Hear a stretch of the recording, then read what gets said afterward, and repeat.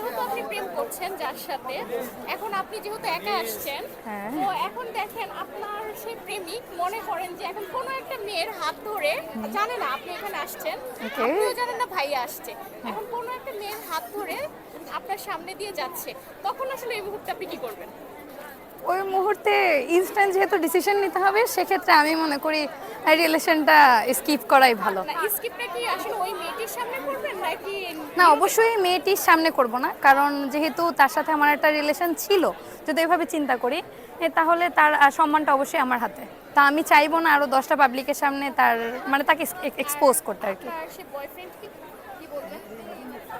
হ্যাঁ, তাকে নিঃসন্দেহে বলবো যেটা করছো ভালো করো নাই, দোয়া করি বেটার কিছু পাও, অবশ্যই সেটা এটা বলবো। কি বলবেন না যে হচ্ছে আপনার মধ্যে কি কমতি ছিল যার জন্য অন্য আরেকটি মেয়ের হাত ধরে?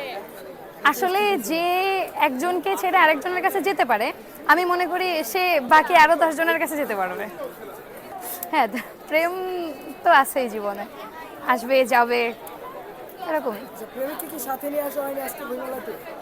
না, এখনো সেই সৌভাগ্য হয়নি যে প্রেমিককে সাথে নিয়ে আসবো।